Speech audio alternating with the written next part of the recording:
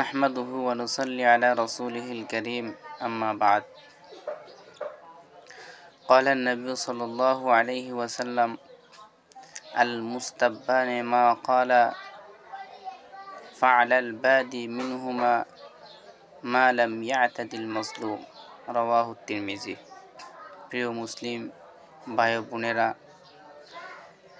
আলোচ্য হাদিসের মধ্যে জনাবে মুহাম্মদুর রাসূলুল্লাহ সাল্লাল্লাহু আলাইহি ওয়াসাল্লাম ইরশাদ করেন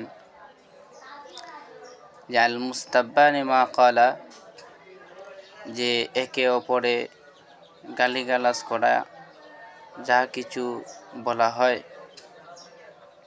ফাআলাল বাদি মিনহুমা মা লাম ইয়াতাদিল মাজলুম, যাকে গালি দেওয়া হয়েছে সে যদি মাজলুম না হয় এবং সীমা লঙ্ঘনকারী না হয়, তাহলে সমস্ত গুনাহ প্রথম ব্যক্তির উপরে বর্তাবে। তো প্রিয় ভাইয়েরা, যে আমরা নফসের খাহেসাতে পড়ে আমার মুসলমান ভাইকে আমরা যে একে অপরে এত অনর্থক ভাষায় গালি দেই, আল্লাহ দেখুন প্রিয় মুসলমান ভাইয়েরা, আমরা কি করছি, নিজেকে ধ্বংস করছি। যে জনাবে মুহাম্মদুর রাসূলুল্লাহ সাল্লাল্লাহু আলাইহি ওয়াসাল্লাম যে আল মুস্তাব্বানে দ্বারা উদ্দেশ্য হইল যে একজন গালি দিবে, অপরজন গালির জবাব দিবে।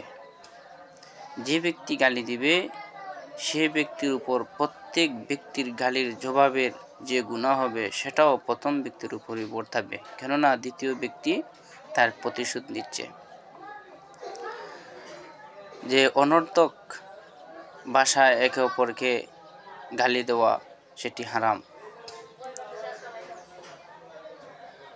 কোনো ব্যক্তি যদি তার গালির জবাব দিতে চায় তাহলে শর্ত হলো গালির জবাব দিতে পারবে, এক্ষেত্রে সে মিথ্যা সংমিশ্রণ করতে পারবে না এবং অপবাদ দিতে পারবে না এবং কথার চাইতে বেশি একটু বাড়িয়ে অতিরিক্ত কথা বলতে পারবে না।